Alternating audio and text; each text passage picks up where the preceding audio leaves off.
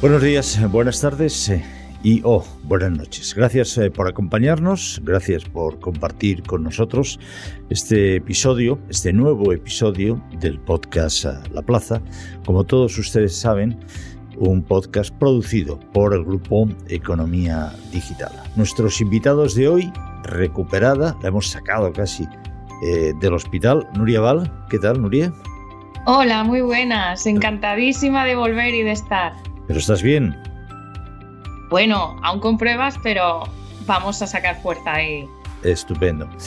Alejandro, ¿qué tal? Hola, Juan. Bien, bien. A ti te veo, vamos, con una cara y una faz sonrosada, feliz, ¿no? Bueno, al mal tiempo buena cara, ¿no? Ay, como se dice. Tengo aquí también ¿sí? ya el 40% contagiado, me acerco al 50% que dice la Organización Mundial de la Salud que vamos a tener de contagio en Europa. Uh-huh. Y bueno, confío en que pase esta mala racha dentro de la familia y me salve de este golpe. Aprovecha y aíslate tú. Aunque estés sano tú, aíslate tú, ¿eh? Aprovecha. Estas ocasiones las pintan calvas. Xavier, ¿cómo estamos? Bueno, yo todavía me ha pillado de cerca, como Alejandro, pero no de tan cerca como a Núria, digamos. Ahora solo falta saber de ti. ¿Eres un hombre? ¿Te ha pasado de lejos o...? No, me ha pasado muy de lejos, sinceramente. Eres un hombre moderado tú. Yo soy... Estás en medio. No, la verdad es que soy muy afortunado, porque un hijo sí, que lo ha tenido COVID, y la nuera, pero ya no vivían conmigo, y una hermana que tampoco vive ni siquiera en la misma ciudad que yo, pues también lo ha tenido. Pero bueno, oye, no sé, ahora me tendréis al tanto de esos informes de la Organización Mundial de la Salud, que para algunos son informes pagados por los chinos, pero en cualquier caso conviene tenerlos en cuenta y ya me diréis cómo evoluciona esto. Xavier, Núria, Alejandro, gracias por compartir, por estar en este espacio de debate, de análisis, de comentarios sobre la actualidad. Esto es, en definitiva, La Plaza. Temas de hoy.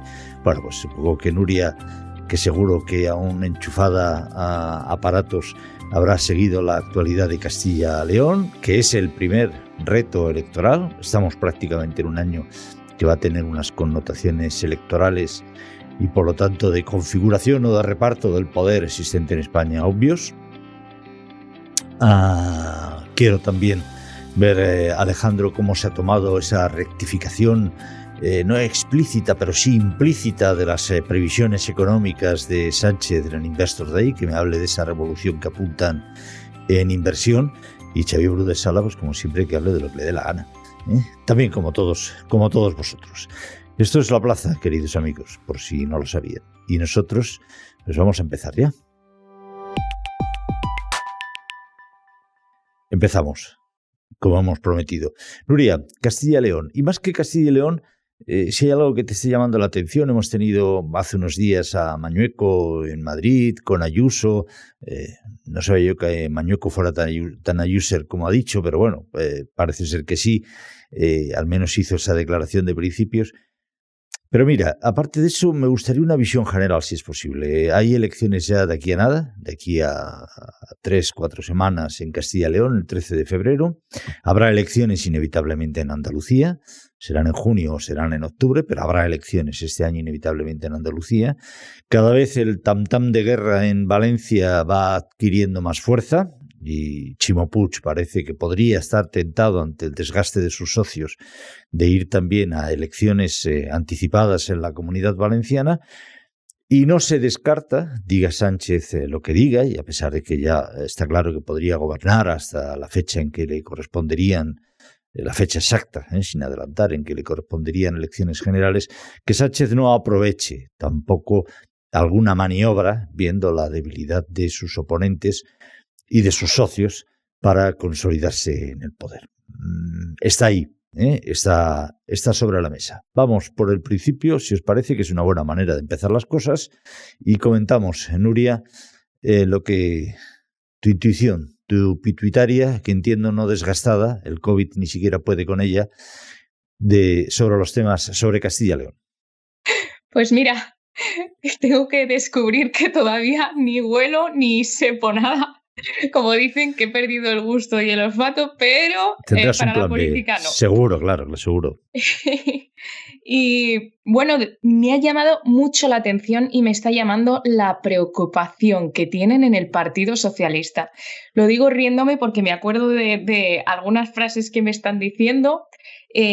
Bueno, como saben los que nos siguen, este podcast lo grabamos el viernes, pero es que el sábado se va a poner en marcha un super sábado porque el PP pues le coincide el Congreso Regional que revalidará a Mañueco con todas las estrellas presentes, Ayuso, López Mira, Feijóo, todos los varones, arroparán también a Pablo Casado, por supuesto, Teodoro García Egea en primera fila, y esto ya lo tenían previsto, les ha coincidido con precampaña y van a upar a Mañueco. ¿Qué pasa? Que el Partido Socialista, acabamos de publicar en Economía Digital, pues que va a contraprogramar o intentará contraprogramar este acto. Fíjense, imagínense, un mini congresillo que llaman Convención Municipal, en la que no aseguran que irá Sánchez porque está en Granada respaldando a su candidato Espadas, de ¿no? La Junta de Andalucía, Juan Espadas, que organiza un acto casi a la misma hora, o sea que esto es imparable. Y que tampoco garantizan que vayan varones. Entonces solo estará Tudanca con algunos alcaldes que ya están diciendo, bueno, más de 200, Bueno, pero nadie que conozcamos de primera fila. Entonces la debilidad del Partido Socialista en Castilla y León, es visible porque parece ser que nadie quiere ir a arropar al candidato a sabiendas de que no van a ganar. Posiblemente, yo esa lectura es la que interpreto. Luego está el Partido Popular, que Pablo Casado ya ha dado órdenes a sus varones de que se vuelquen todos allí, que van a participar todos, que nadie se va a salvar, y les pidió dejar de hablar de Díaz Ayuso y enterrar, digámoslo así, con un acto en el que apareció del brazo con Teodoro García Egea para enterrar pues esas discrepancias /guerra que tenían entre Génova y la Puerta del Sol. Pero ¿cómo se les ocurre poner a Garzón de candidato? Si Tudanca no les funciona, ¿no? Pueden hacer una maniobra de última hora y poner a Alberto Garzón de candidato en Castilla y León, ¿no? Pues mira, Podemos está utilizando la guerra de Garzón para comerle la tostada al Partido Socialista con lo de las macrogranjas y están bastante cabreadísimos porque están utilizando esto como herramienta electoral, no quieren dejar de hablar y quieren seguir exponiendo a Garzón y parece que Garzón sea el candidato de Podemos. Alejandro. Bueno, parece que al Partido Socialista al que peor le ha pillado esta convocatoria electoral y sobre todo esta polémica con Garzón, que al final es verdad que Podemos le está dando la vuelta de tal forma que parece que va a ser el partido más perjudicado y el que va a tener que afinar para poder recuperar el terreno que ha estado perdiendo estos días. Y el hecho que comentaba de que Pedro Sánchez empieza a borrarse de la campaña es muy significativo, ¿no? Que no desde el primer momento esté pendiente y se vuelquen todos en Castilla y León y prefiera estar arropando a otros candidatos. En Andalucía se vuelcan, ¿no? ¿Cómo? Que en Andalucía, no en Castilla y León.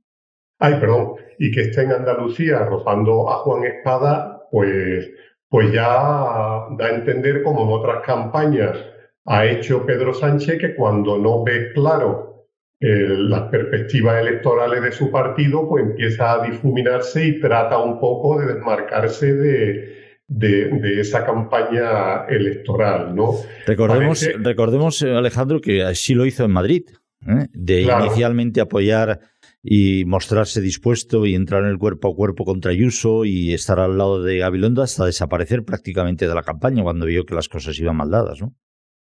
Efectivamente, por eso su posición actual me recuerda un poco lo que pasó en Madrid, lo que quiere decir que no ve nada claro lo que pase.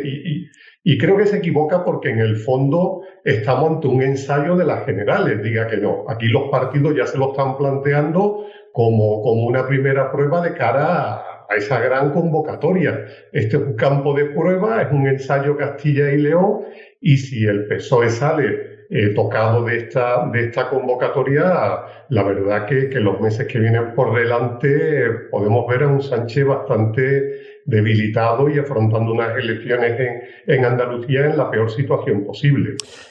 Xavier, ¿qué lectura puede tener en ese ciclo electoral que comentábamos antes los resultados de Castilla y León?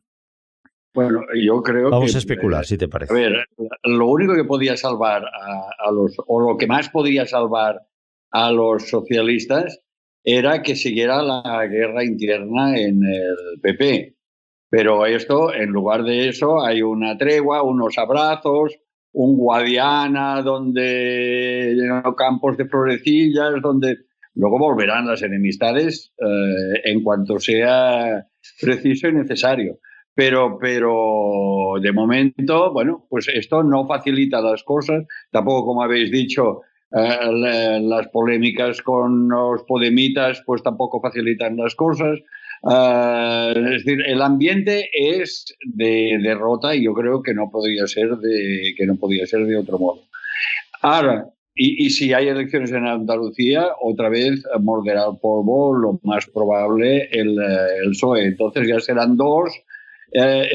Pero yo sería un poco cauto ante, digamos, a decir, bueno, estos son las fichas del dominó, que cae la primera en Castilla y León, cae la segunda, bueno, y así ya vamos hasta la cabalgata final, donde llega el candidato del PP a la Moncloa. No es tan sencillo, pueden ocurrir muchas cosas, la batalla dentro del PP se recrudecerá, y antes de perder el poder, tanto el PSOE como Podemos, como todos los que saldrían perjudicados con una mayoría, PP, Vox, que son el resto, harán lo posible, lo imposible, lo decible, lo indecible para repetir la coalición franquista que ahora tienen, sea más explícita, menos explícita esta mayoría, ¿no? Yo he lanzado algunas.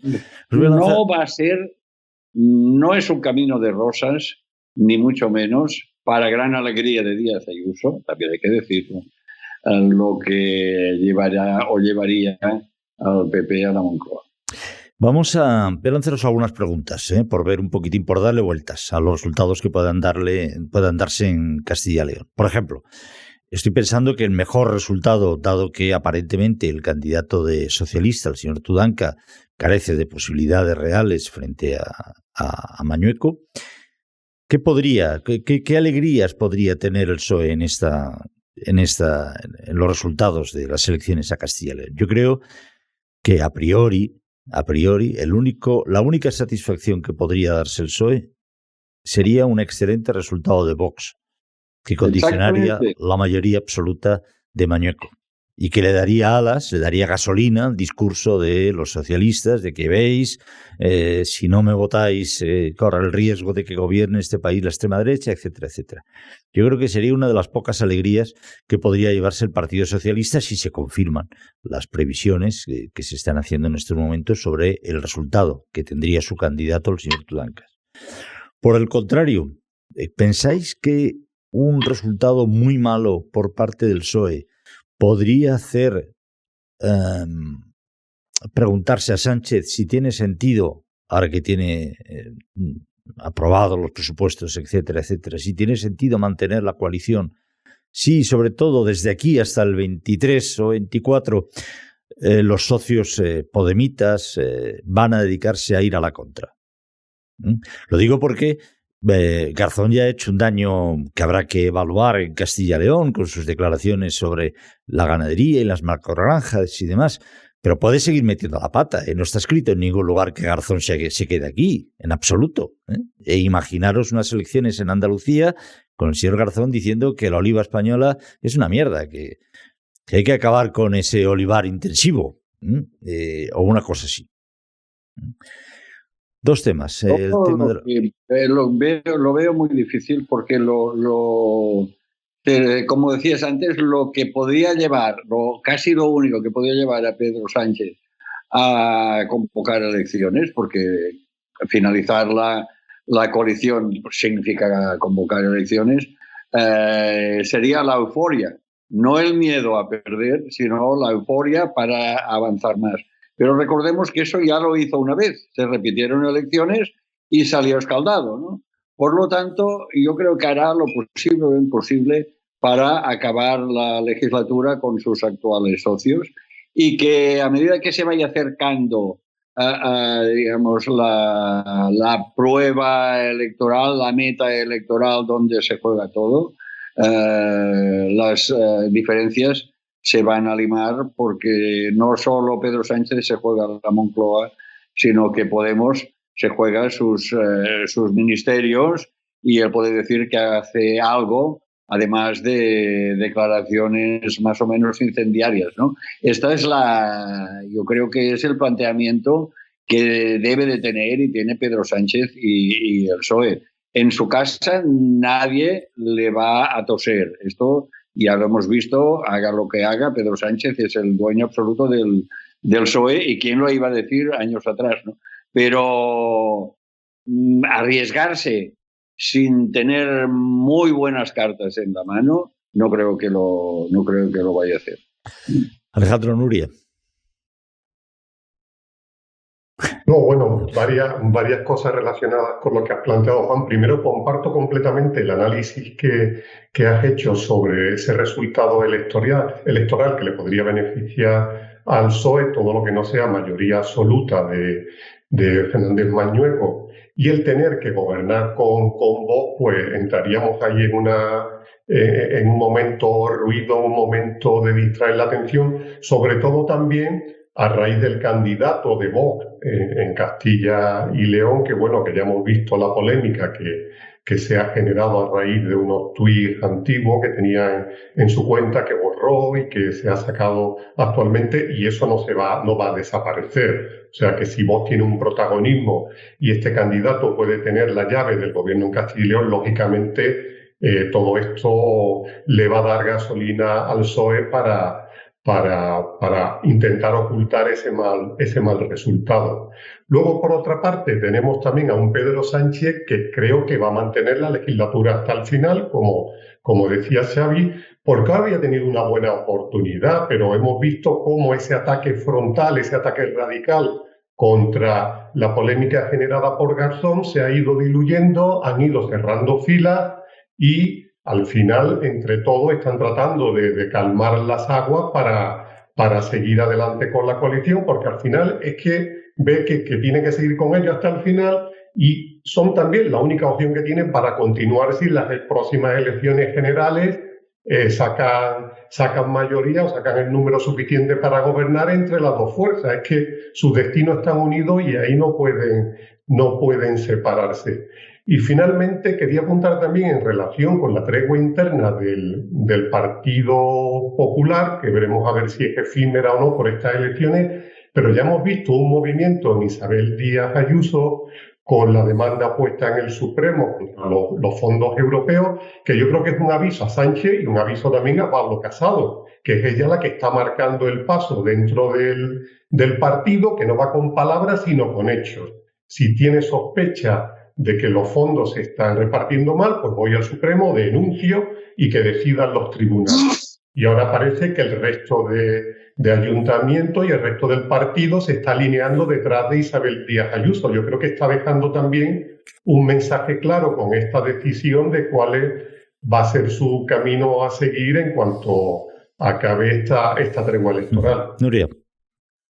A ver, yo, por el principio, el PSOE ya está aprovechando el auge de Vox con el discurso que está dando. El fin de pasado sí que estuvo Pedro Sánchez abriendo la precampaña ahí para presentar a su candidato, Luis Tudanca, que lleva mucho tiempo, pero que casi nadie lo conoce y nadie sabe qué está haciendo el PSOE en Castilla y León.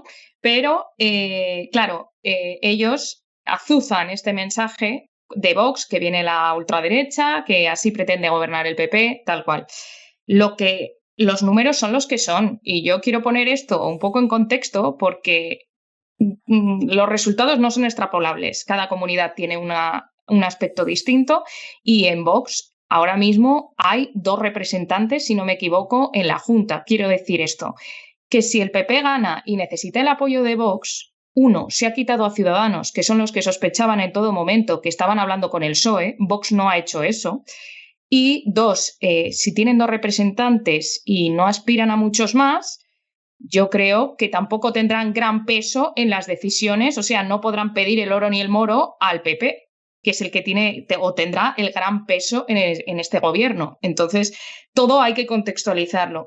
Luego, sobre la permanencia del gobierno o no, sí que están abiertos 2 finales en Moncloa y por eso hay preocupación, porque la polémica esta de Garzón se ha interpretado y se ha tomado muy mal desde la parte de vista socialista, no por el contenido, porque ahora dicen que ellos respaldan lo mismo y tal, mentira, pero por las formas, porque se ven que están llevando este tema al terreno electoral, que han encontrado los morados una forma de distinguirse, de diferenciarse de sus socios de gobierno para que vean que no son lo mismo. Y esto sí que ha abierto ciertas sospechas. De hecho, se está llevando este terreno de malestar a la reforma laboral, que ahora culpan a Pedro Sánchez de no tener ya el apoyo de Bildu y de PNV a la reforma laboral cuando tienen que sacarla en el Congreso porque Bruselas está sobrevolando. Y entonces hay problemas en la coalición y va a seguir habiendo. En Moncloa, pues hay 2 finales. Puede ser, como quiere Sánchez, que aguanten hasta final, para que le den la presidencia europea y pueda verse favorecido por eso, o puede que haya un ensayo de ruptura, como podría ser ya al principio la polémica de Garzón. O sea, los finales están abiertos. Y luego, para el PSOE el aspecto psicológico lo es todo y una derrota en Castilla y León seguida de una de Andalucía están preocupados en Moncloa. Sí que me dicen que los resultados no son extrapolables, pero el aspecto psicológico pues es lo que es. Y luego también recalcar lo de Podemos. Podemos está tocado y hundido en Castilla y León, con un representante a que aspiraban a esperar a Yolanda Díaz a que les diera instrucciones. ¿Qué ha pasado? Que Yolanda Díaz es demasiado lista como para meterse de lleno a meter ahora mismo su partido, su plataforma o lo que quiera hacer, que todavía no se sabe, para que pierdan. Entonces, como el porcentaje que sacaron en 2019 es el que es, y con el representante que tienen no quiere irse con un barco a la deriva y ya ha dicho en Andalucía que no y ya está diciendo en Castilla y León que no, apañaos vosotros. Tampoco se la va a ver al menos este fin de semana, que tendrá que ir a partirse el cobre Yone Belarra. Entonces esto también es muy llamativo. De algunos aprovechan todo. Yo de matrimonios y de destinos en lo universal cada vez soy más escéptico. Yo entiendo que Pedro Sánchez y Podemos, y mirando además cualquier tipo de extrapolación demoscópica, diga, sí, bueno, pero puedo convocar elecciones, pero es que al día siguiente voy a tener que pactar con estos. Porque tampoco existe en el PSOE ninguna expectativa electoral que le augure más de 110, 115 escaños, que yo creo que casi ya ni el CIS de Tezanos. Por lo tanto, en el PSOE pueden estar hasta el moño de Garzón, Díaz y compañía y otros podemitas o no, pero si miran el día después de unas futuribles o de unas posibles elecciones anticipadas, va a ser muy difícil, va a haber lo que haya. Van a tener que mirar y van a tener que llamar a los mismos, salvo que se produjera lo que yo creo que sería bueno para este país, pero es absolutamente ingenuo por mi parte, lo reconozco, que es un acuerdo, coalición, pacto, como ustedes quieran, entre los 2 grandes partidos que tienen una visión de España en su ADN. Como eso probablemente no se dé, al día siguiente de las elecciones estaremos más o menos en las mismas. Bueno, en este sentido, perdona, leí el otro día un informe según el cual casi la mitad de las iniciativas en el Congreso de los socialistas han sido apoyadas por el PP a condición de que nadie se enterara. Mira, Nuria, que sabe más, Sí. que está mucho más al día. ¿Algo hay de eso o no? Sí, me llama la atención porque dicen que los contactos están rotos entre PP y PSOE, pero la verdad es que el contacto roto es que Pedro Sánchez no llama a Pablo Casado desde hace meses, pero sí que hay contactos a otros niveles, que yo lo sé, y entonces me hace gracia porque siguen pactando cosas, siguen hablando cosas, y no descuidemos unas declaraciones de Pablo Casado que se abrió ya a apoyar al Partido Socialista. Y ya algo de estrategia hay porque dijo, bueno, pero sin Pedro Sánchez. En plan, bueno, si Pedro Sánchez descabalga, o sea, si el PSOE descabalga a Pedro Sánchez, pues igual volvíamos otra vez a hacer esa coalición. A mí me parece muy bien que negocien, me parece además absolutamente sano, pero tiene que haber alguna condición. Es decir, eso puede darse en un momento determinado, pero no sé si Sánchez o no. Pero mire usted, cese a Garzón. Pídame 20 apoyos más en no sé dónde, pero cese a Garzón, porque lo que yo no puedo es estar apoyando permanentemente en la sombra a un gobierno que me mantiene a la señora Irene Montero, que me mantiene al señor Alberto Garzón, que me mantiene como vicepresidenta de no sé qué, aunque esta se le ve poco, a la señora Ione Belarra, etcétera, etcétera, etcétera. Claro, es decir, oiga, rompa con eso y yo le garantizo un apoyo. ¿Cuáles son sus leyes importantes? Bueno, pues venga, vamos a negociarlas. Pero rompa con lo otro. Porque es que algo me tengo que llevar, o algo se tiene que llevar la gente a la cartera, ¿no? Con otro se hunde. No, hombre, salvo que pacten, depende. Se hunde, es decir, o queda en manos, hundirse, es decir, queda en manos de Pablo Casado que se hunda o que le sostenga, ¿no? Pero todos, como si fuera un turno que agarra pero mira, el por debajo. Xavier, pero estamos y claro, esto no lo hará. Estamos en una situación en que los dos partidos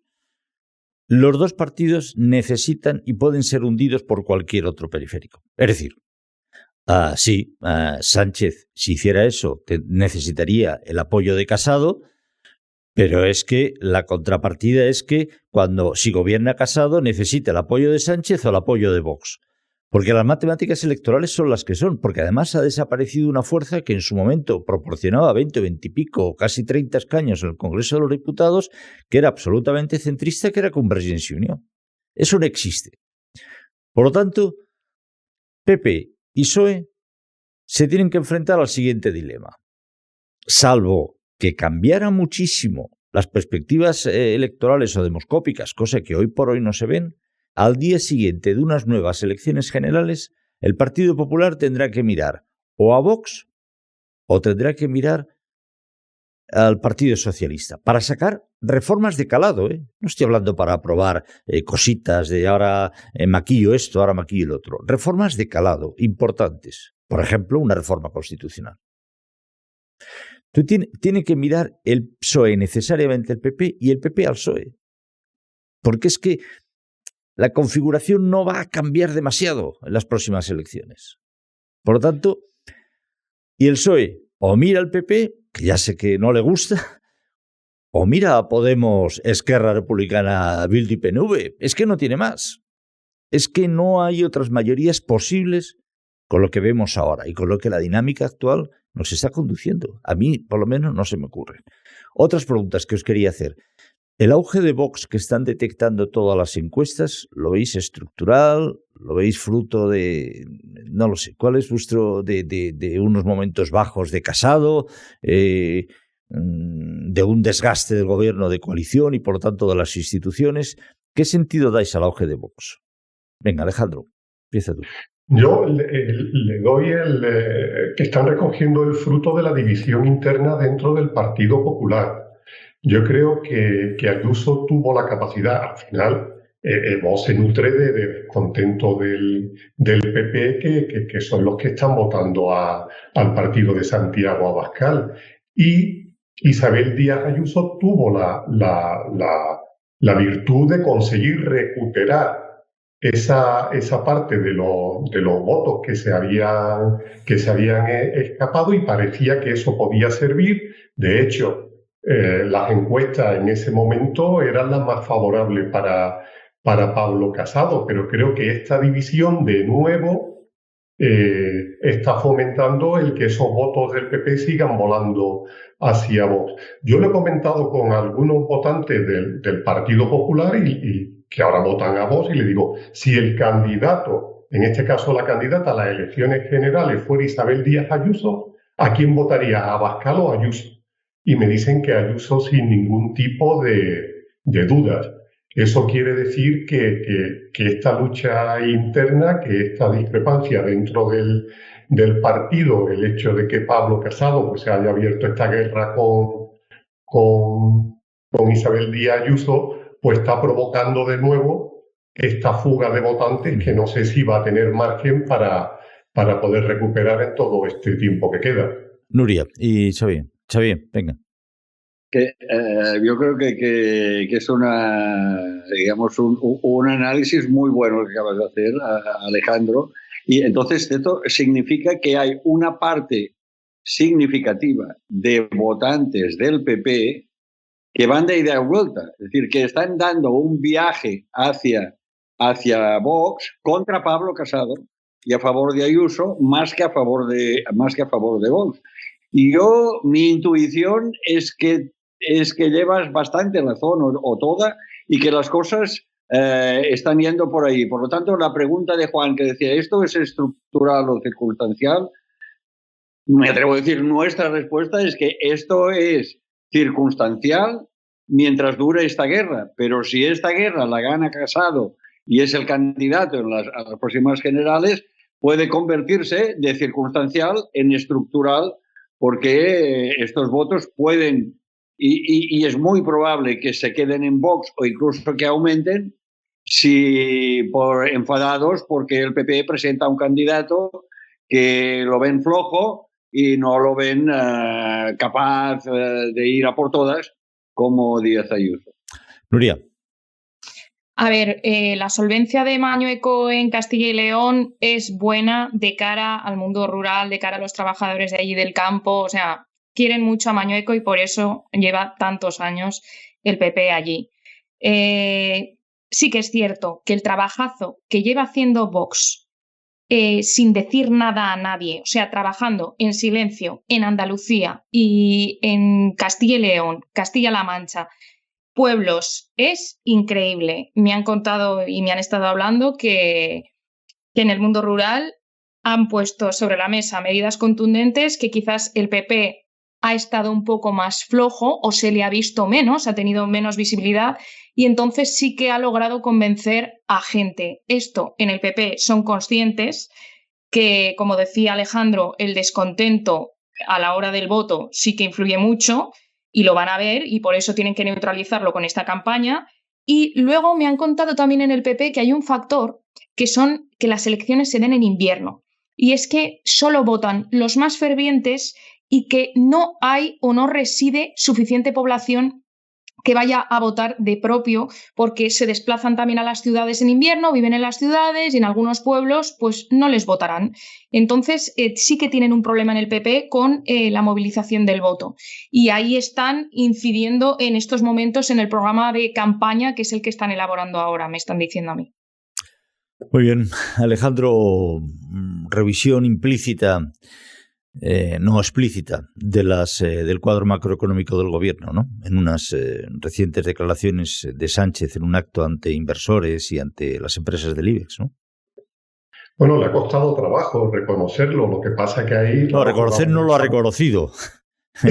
O sea, no, y además ya es increíble este hombre, ¿no? O sea, que lo diga sin tocar los presupuestos. Ahora que me han aprobado los presupuestos, les voy a decir a ustedes que en fin, que en realidad la cosa va más floja de lo que les habíamos dicho, pero bueno. Claro, pero es que ahí tampoco podía ya mantener más este engaño porque estaba ante un auditorio que sabía que sabe lo que está pasando con las perspectivas de la economía española. Entonces le costó con la boca pequeña, incluso dando una previsión que puede estar muy por encima de cómo se puede cerrar el año, que él habla más de un 5% y parece que no vamos a llegar a esa cifra. Pero bueno, lo adornó hablando de esa recuperación sólida, que España va a salir cohesionada de esta crisis, que sigue instalado sin querer moverse de ese discurso que hemos comentado tan optimista en numerosas ocasiones aquí en la plaza, pero claro, ante inversores internacionales que ellos mismos han rebajado esas previsiones para la economía española, pues no tenía más remedio que decir esa verdad que todo el mundo estaba esperando. Pero claro, solo dice eso y sigue adelante como si no pasara absolutamente nada. Oiga, está dando usted un recorte a las previsiones con las que están diseñados estos presupuestos generales que no van a servir, que está reconociendo que incluso en el año 2023 las previsiones también van a ser muy inferiores a lo esperado, pero a renglón seguido sigue de nuevo con su discurso como aquí no pasa nada y esto va a seguir igual. Y la verdad que no deja de sorprendernos. ¿Cuál es vuestra pulsión sobre la situación económica y sanitaria del país, Nuria? Bueno, yo para sanitaria todavía tengo medio libro, o sea, lo tengo que rellenar entero, ya os diré la semana que viene porque todavía sigo, te meten en una burbuja del sistema sanitario y entonces no puedes salir. Entonces, sí, lo de sanitario con las colas, con que me entere una semana después de la PCR, menos mal que me metí en mi habitación porque ya sabía lo que había, pero tardaron una semana en darme el resultado, eso entre otras cosas. Entonces, bueno, esperar al aire libre en la calle a -2 grados bajo cero para que te hagan la PCR, gente mayor, gente con gripe que podía haber cogido una pulmonía. Bueno, escenas y situaciones para dar y regalar estos días he vivido. O que no tengan camas y no me puedan ingresar y que tenga que ir yo todos los días con COVID. O sea, yo he salido casi todos los días con COVID al hospital pues porque no me podían atender bien. Entonces, no sé, eso de quédense en casa, pues no sé para quién será. Para mí, ya os digo que no ha sido. Y podría contaros aquí, o sea, no me encendáis con el tema sanitario, porque lo he vivido en mis propias carnes. Y luego, respecto al tema económico, está muy bien lo de Alejandro, lo del Spain Investors Day, ha servido también para que el gobierno, o sea, para que Calviño y Pedro Sánchez asuman que los números son los que son y que los empresarios, y tenía muchísimas miradas que eran conscientes de que los números no eran lo que estaban diciendo y el gobierno no podía mentir ahí. Sí que es cierto que el mensaje de Moncloa es que hay que cuidar a los empresarios. Ya lo hemos visto con la reforma laboral y, sin embargo, sigue habiendo discrepancias. En la propia COE no están de acuerdo algunos con haber dado el sí a Pedro Sánchez por esta reforma y iremos viendo que si hay algún cabreo con los empresarios, ya veréis el favor de Pedro de cara a la campaña electoral, como no quiere enemistarse con los empresarios, cosa que con Yolanda Díaz al lado lo va a tener difícil. Y luego también estamos viendo esto afecta a otras leyes como la ley de vivienda. Hoy ya os avanzo, este viernes el Consejo General del Poder Judicial debate un informe. Sí que está a favor de aprobar la ley de vivienda del gobierno, pero le está advirtiendo a Pedro Sánchez que todavía en esa ley, en esa norma, hay mucha inseguridad jurídica y ni los jueces, muchos están a favor de la norma que ha hecho el gobierno. Con esto no solo empresarios, tocamos jueces, tocamos el sector sanitario, no os digo lo que cuentan los médicos de las normas que llegan tarde y mal del gobierno. O sea, esto está como está.